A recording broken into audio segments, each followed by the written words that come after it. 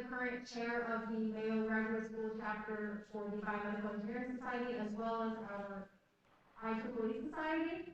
I'm going to be brief because we're running a little bit late, but I would like to introduce our guest speaker today. His name is Omar. We were colleagues in undergrad, and we worked a lot with these adaptive prosthetic devices that you're going to be hearing a lot about today. So hopefully you're excited for that. He was a fellow student in our College of Biomedical Engineering back in Florida, so he traveled a little bit to come here. And so he'll tell you a little bit about how we make these devices, how we approach making them, and there will be a fun little demo at the end so you guys can interact with these devices. So I'm going to pass it over to Omar so you can begin his talk. Thank you, everybody.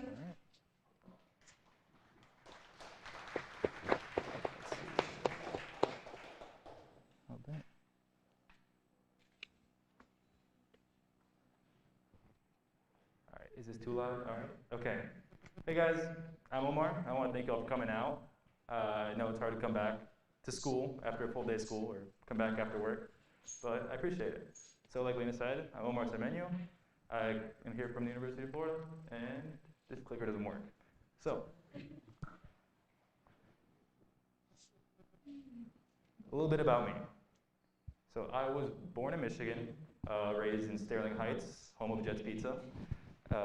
Very proud of that one. Just decided to Detroit, moved over to Missouri for a couple of years, spent some time out of St. Louis.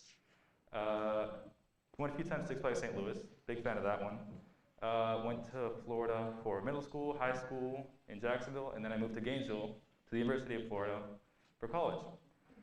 So last summer, I was up here in Minnesota, where I worked at Boston Scientific as an R&D engineer, intern, and I'm back again for this. So, what I do for fun, I like to lift weights, play soccer, play a lot of video games, and I like to cook. And video games are what got me involved with grip in the first place. So, my time at the University of Florida. I am studying biomedical engineering there, which is a very interesting major for those of you who haven't heard about it before. You get to touch a lot of different topics, which you usually wouldn't get all in one major. I got a lot of electronics, a lot of mechanical engineering topics, and a lot of medical side of things, which I really appreciated personally, and gave me a lot of perspective on the STEM field and the industry of engineering. I also spent some time in the Brainmapping Lab, working under Sigil Gundas, which Lena also worked there for in her time in undergrad. I got an appreciation for the engineering side of the medical field, and I got to work with brain signals and deep brain stimulation leads of epilepsy patients, which are electrodes that go inside someone's brain to treat epilepsy. It can also be used to treat Parkinson's and essential tremor. So, engineering. I am a big fan. So my internship at Boston Scientific, I worked as an R&D intern in interventional cardiology and percutaneous coronary interventional guidance. None of that is supposed to make sense the first time you hear it, but I was working on making devices that would go inside of someone's body. It would give a surgeon perspective on what the blood vessels look like, the arteries and the veins, and have them guide their surgery based on what they saw there. I had a lot of fun, and I got to explore the Twin Cities, which was a big goal of mine. So I also spent most of my time engineering with grip. I started grip my freshman year of college. In my second semester, I joined the adaptive gaming division, where I worked on making one-handed video game controllers and adaptive toys. I went up the step ladder of grip. I became a captain, project manager, and then vice president and president of the organization, which I am now. It exposed me to a lot of cool projects, and I'm very happy with it. So, generational release prosthetics is what grip stands for. It's a mouthful, but we made the acronym first and name second, so hope you like it. Our mission is to create 3D printed assisted devices as well as adaptive technology. I keep forgetting center mode. Oh yeah, that's our agenda for the day. But our mission is to create 3D printed assisted devices, adaptive technology, one-handed controllers, and adaptive toys for those in need around the world. Specifically, kids and teens with lived differences are our primary audience. We also like to do outreach events and educate our community in STEM, as well as reaching out and helping our community. So, how do we do this? We make free, personalized, custom-sized prosthetics and adaptive devices for our recipients. We make whatever they want for their hand or wherever their arm may end, whatever their limb may be, and we make different hands as well as task-specific devices. We'll get more into those later. And we also partner with local organizations. Every year we go to events such as one called Hand Camp, where we deliver a lot of our prosthetic devices and other adapted devices. And then also we focus on generational relief, which is a weird word to put in front of the name, but it means that every time the kids outgrow their device, because kids grow really fast, they can just come back to us again and get a new one. Which is significant because hands cost a lot, prosthetic hands. The average hand can run you about $5,000 to $10,000 if you don't have insurance. And the advanced bionic hands run up between $20,000 and $100,000. So we like to make an impact where we can in that. So the engineering design process, I'm going to go a bit more into it. There's a few ways to explain it, but I'm going to use one of the projects that I worked on as an example. So the engineering design process is similar to the scientific process, but instead of focusing on questions, we focus on solving problems. What we do is we look at the problem. You try to understand the problem as best you can, because if you don't understand the problem, you're not going to make the right thing. So you understand the problem, and you start making up ideas, spitballing, considering them. Once you find a couple ideas you like, you go and you discuss them, and you find the pros and the cons of each idea, and you start prototyping. And you prototype, and you see what happens with your thing, and it's always going to be wrong. They never turn out right the first time, and usually not the second or third either. But you prototype your devices, and you make more and more iterations, and you work on it, and work on it, and you just keep making things until you feel like you have something satisfactory to provide the person you're making it for. It takes several iterations, and it's always a very, very educational experience. It teaches you a lot about every skill that you need along the way. So here I made a PS4 controller that has an external joystick for a recipient. The problem was that the person wanted to use their joystick on the right side for the left joystick, and they wanted it with that sketch they showed in the first picture.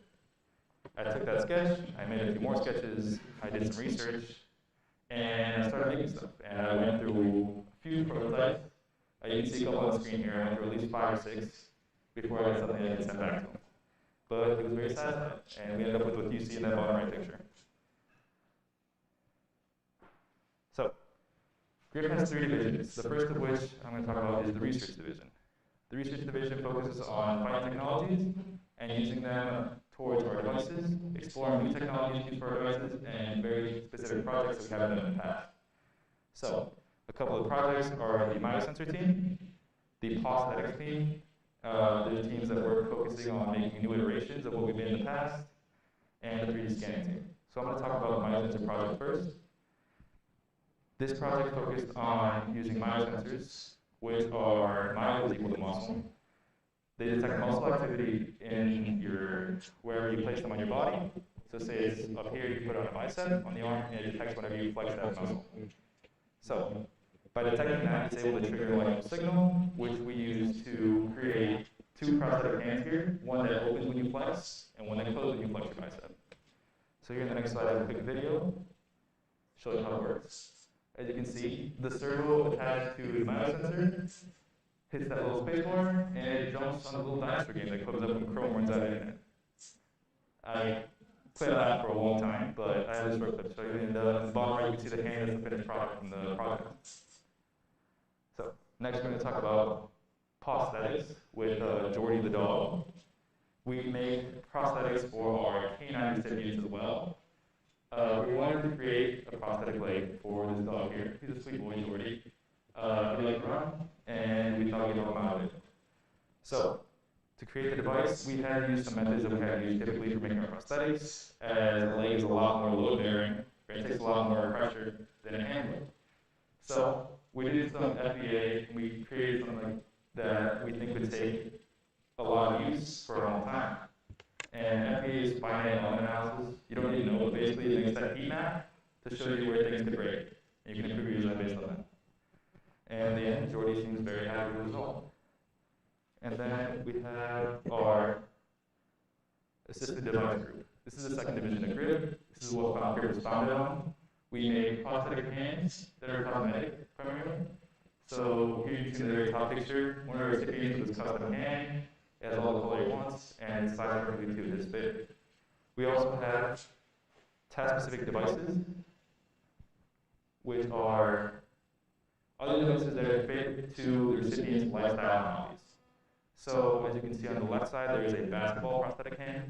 On the right, there is a guitar pick holder, and on the bottom, there is drumstick prosthetics. The recipients come to us and they say, hey, I want to do this task, and we dedicate a team, focus a few months, and create different prototypes, use the engineering process I mentioned before, and we give them something at hand camp at the end of the year. They've been very satisfied, and they come back every year, and they can get something different every time, or whatever they like. All right, so here's a couple of videos of some of the devices that we made, just in use. So the first one is a cup holder. And that is the former group president, Miles, about 3 generations back. He was very involved with Student Club. And the guitar pick holder, which works pretty well.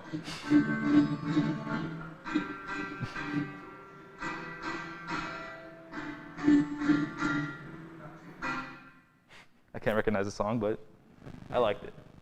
All right, and then the third division is our adaptive gaming division, which is where I started in the club. So our adaptive gaming division makes video game controllers that are one-handed primarily, and then they also make different projects, or our one-hand controllers are primarily the GameCube and the PS4. And they also make projects that are different, such as the SNES controller and additions for the Xbox adaptive controller, which I'll talk about more in the next slide. And we also make adaptive toys for children who have difficulty using specific toys that are harder to use with small parts or fine motor skills. We make it so that they can be switch adapted, so you can use any kind of button to control them. So here are a couple pictures of, the top is the Xbox adaptive controller. On the right is the SNES controller that we made. And at the bottom are some of the adaptive toys. Now, the thing about these is that they are connected by button switches, which if you can see here, a button switch is nothing more than a piece of plastic with a keyboard of the switch on the inside, and you press the button, and it activates something. Now, these button switches work with the Xbox Adaptive, the SNES controller that we made, and some other video game controllers, and with the toys, which makes them one of our most versatile sides of the gaming division. And on the top left, the magic part of the Xbox Adaptive controller is you can set it up in any way you want, and we custom make switches for people so that they can set up the video games and play whatever game they like without having more trouble than they should. So, we're going to go into a couple of our participant stories. I'll play a video after I talk about hand camp a bit. So our participants generally come from hand camp most often than not.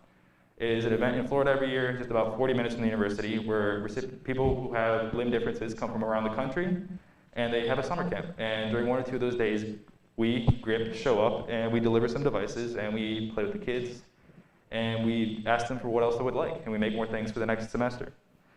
So I'm going to play a really quick video about hand camp, and from the early days of GRIP.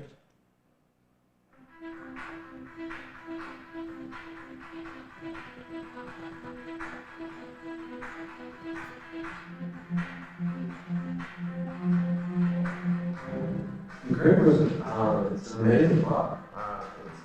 It's such a blessing to have them come out and do like prosthetics and with you can do things. Things we've never done before.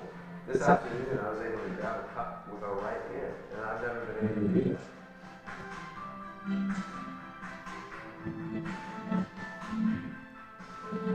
GRIP stands for Generational Growth Prosthetics, and it's a club that I started this past summer basically. And what we try to do is make prosthetic and adaptive devices for kids and teenagers and adults with upper ranges. And all the devices are 3D printed, and then sometimes we'll incorporate conditions hardware. So the main way that we started is for kids, because kids don't typically get prosthetic devices because they grow so quickly. So when the 3D technology came about, they started using it for prosthetics because they're colorful, they're confidence builders, and they're cheap to make. So it's a big confidence builder for kids who don't have like bright colors, something they want to show off their friends, and kind of have like the superhero arms instead. I feel like it's blessed because you could sit and grow out of the socket all we have to do is cut 3D printing it and make it bigger.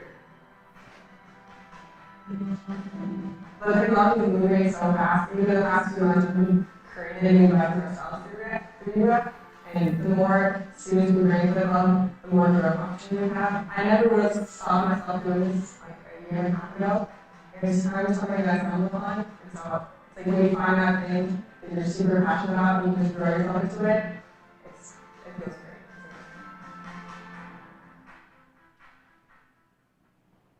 All right. And that was from the first semester the group existed, and we have only grown since then.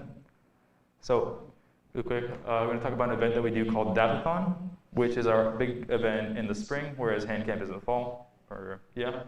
And every year we do this, we go ahead and we adapt those toys so that kids can use them. We have a ton of volunteers from all over the school, whether they're involved in grip or not, and we teach them all the skills they need to adapt the toys. They do some soldering, they do some drilling, they do some dremeling. And soldering, for those who don't know, is melting some metal to connect electrical components so that they can have a connection and will stay together. And dremeling is like filing, but with a drill type of rotation. This semester, we finished up our hand camp and we delivered over 50 toys to a group that distributes it to local families who would use the toys for a holiday season. So, again, we're going to have another participant story. Drumstick prosthetic. Tonight, a miracle gift for a local teenage boy. Zermeño has no arms, but is a rising star on the drums. Now, thanks to a group of students at the University of Florida, he can perfect his skills with prosthetic arms. Michelle joining us now with a holiday gift that is really changing his ability to boys' life. As Callie Jamari has lost both his arms at a young age due to a rare bacteria, but that did not stop him from learning the drum. And today he received a Christmas present he never thought would be possible, his very own prosthetic drumsticks. Jamari Styles is not the type of teen who gives up easily. I came here and I figured no. I didn't know how to play, and I started teaching myself down. Both of his arms were amputated at a young age, but Styles brought his ambition to the Milagro Center in Lovely Beach. We're lucky for him, Corey Jones will teach kids how to play the drums.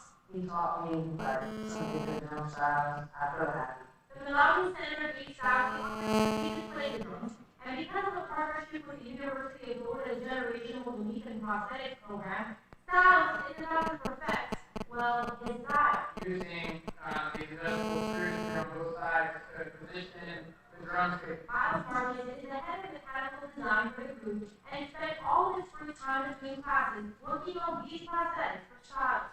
It was very beneficial to me to be able to help someone else through music and through a prosthetic device like this. What made this gift even more special, Corey Jones' father and brother came to the center to support Styles, something Vincent Jones says his son would have done if he was still alive. I'm excited to know that my son ready to pursue it. Styles is still getting used to the prosthetic drumsticks and the arms, but U.S. engineering students have to make some small adjustments. As the director of the Milagro Center said, Styles is is about to hear a lot more drumming at home. Michael. All right. And to start rounding off, we're going to have a quick Kahoot for those of you who are familiar. If you are not, I'm going to press this link and a code will be on the screen. If you don't have a device, feel free to share it with someone close to you, whether it's a parent and child or friends. And yeah, the winner of the Kahoot will have a bit of a prize at the end. What's a Kahoot? It's where all of us can take a quiz at the same time and show our answers. Like, you just need to go to the website, device that's okay.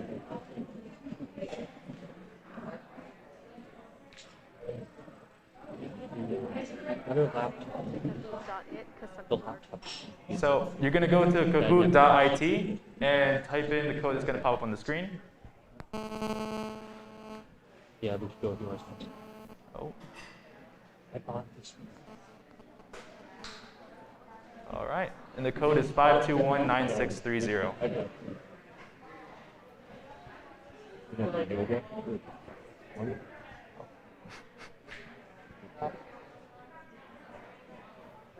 have like an individual video or go on integrated graphics. But I all the people students are going to get hard. And that's what once we hope that's my death. This is how I use it, you know. But this is the one time I can't.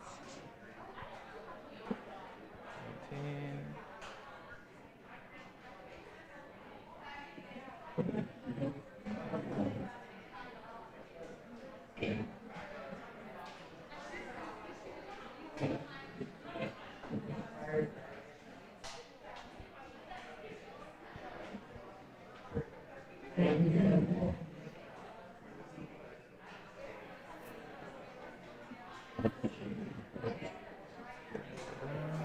Yeah. AT&T did not. I'm sure I was with Verizon. It's 6.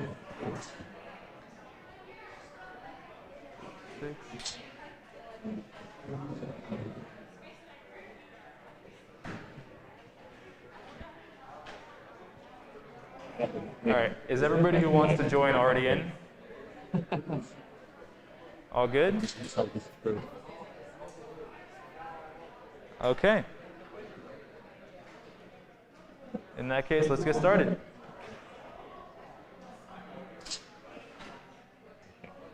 I'm standing.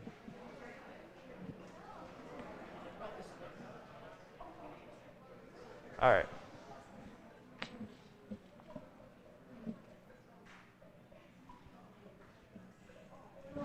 Come on. So far, I'm not winning. Oh, you're just supposed to know. I was waiting for the win.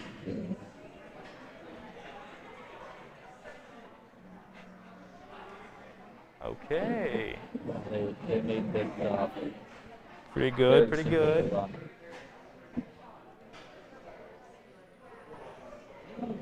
All right, so Hero Rhino is taking the lead, followed by Awesome Wildcat and Fabulous Dragon. All right. How many technical divisions are in grip? It wasn't. Focus number.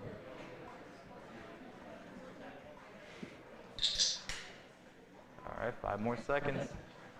Put the middle number. Right. Okay. We got our 3 main divisions, the assisted devices, the research, and the gaming. Oh, you answered faster. And Fabulous Dragon is up, followed by Honest Chicken and Inspired Dragon. Look at that.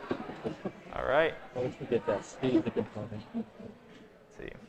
What is the name of our 4-legged recipient here on the screen?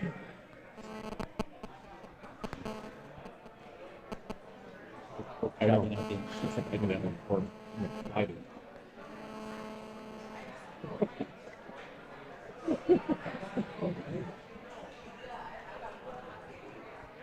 I like Mark Twain. All right. Still an A. Everyone was paying attention to the dog, I see. That was haunting me. 121 points behind you. We got a winning streak. Okay.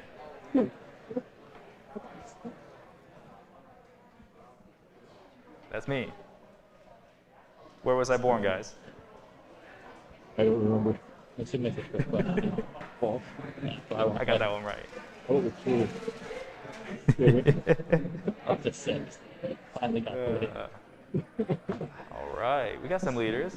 We got some high leaders. What did you say before? What are 3D printed assisted devices made of?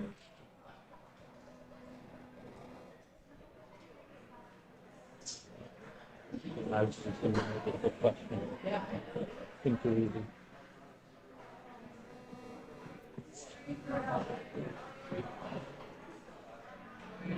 It is plastic. I didn't cover it, but plastic makes it so our devices are much cheaper to produce. Whereas a prosthetic hand that's commercially available might be $5,000. Ours come down to an average of like $30. So we can provide them for free to all of our recipients. They can do it all with 2 rolls of filter. All right, all right. One spot will be on the board. What university is Grit based out of? All right. It's at the University of Florida or Florida State. I did Florida to University of Florida. That's even possible. Someone's still deciding. Okay, it is the University of Florida. It's not Florida State. We don't like those guys.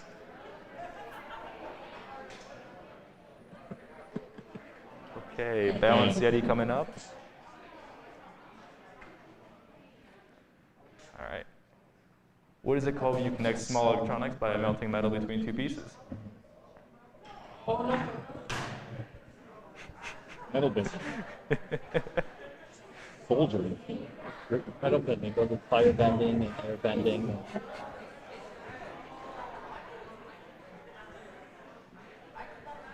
That was a little bit mean on this one. That's a little bit tricky just by the typing. Oh, they just were trying to go fast at this point. No one's reading. Okay. All right. What are myosensors used to detect? Anyone? We're not high school, full of high school students. Here, we ran into an issue a while back. There is a website that if you go to and you're in a room, That is correct. you can It was just muscle hit your activity. insert and you'll be I do right. support that. Whoever picked paranormal activity, that was my favorite choice. Okay, leaderboards are the same. People ran into. I think that's Final probably- question. What is the average cost of cosmetic prosthetic?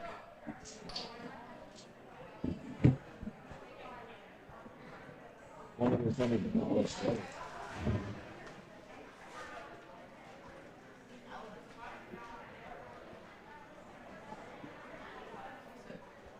VOD. All right. Okay. Oh, what's new? I didn't see. I hit So we got 50. Fabulous Dragon in third I place. hit 50. I've been talking. Honest Chicken and Balanced Yeti. Okay. Well done, guys. So if you were one of these people, please put your hand in the air. Everyone know who they are? Who is Balanced Yeti? That's you. All right, sir. Can you come on up? Can we also get Honest Chicken? Hello. Come on up. And Fabulous Dragon. All right. So you three get a little special prize. So I brought these specially printed gaiters and these one-handed switch adapters. So you get to pick between one of these or one of these. The gaiters are wiggly and flexible. And these hold switch Joy-Cons, so you can play with one hand. Which one you like? The gator? All right. So? I don't know. I'll try the gator. Would you like the gator? All right. That's 3 gators. All right, thank you. Congratulations, guys. Way to go. All right. So,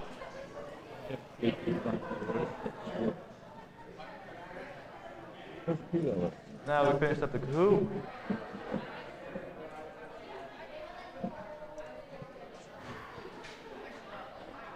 We have time to break out for questions. So if anyone has any questions, feel free to raise your hand. I'm here for any questions about any of the presentation.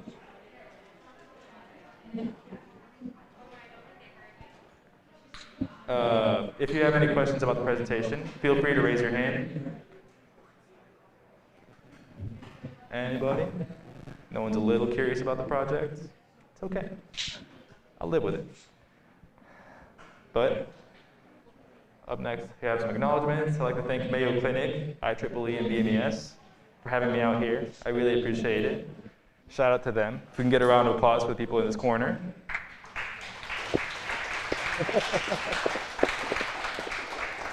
Thank you for all of your help. I'd like to thank the Grip Gang, those of us from my years and from years before me, for helping make all this possible. I know I couldn't have done it on my own. And huge shout out to the founder, Jessica Bergal, who was in that video we saw earlier, and Miles, who was the president two before me. University of Florida, Herbert Wertheim College of Engineering, the Department of Electrical and Computer Engineering, Department of Biomedical Engineering, and the Department of Mechanical and Aerospace Engineering, who all help make GRIP do what we can do the best we can. Hands to Love, who hosts the hand camp that I mentioned earlier. AT Makers, that help us inspire to create the switch adaptive devices, and Enable, which makes a lot of the hand designs that are open source that we use for the prosthetics. All right, time for a demo.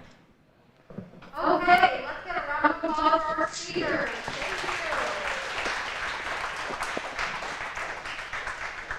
And thank you everybody who came out. So we're going to break for 15 minutes for a demo, so you guys feel free to come to the front and see any of the devices. We'll then play with them, ask any questions. We are going to connect the game.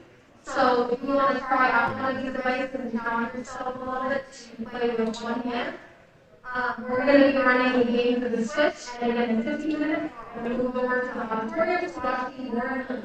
Thank you. Should I put the game cubes or the? I'll do the Switch controllers. It's easier. A little bit of demo. I'll just do these. I'll put these back. Yeah, no problem. Just so it's two people. All right. I just need to switch the HDMI over to there. You want to see the demo? Check up the stream.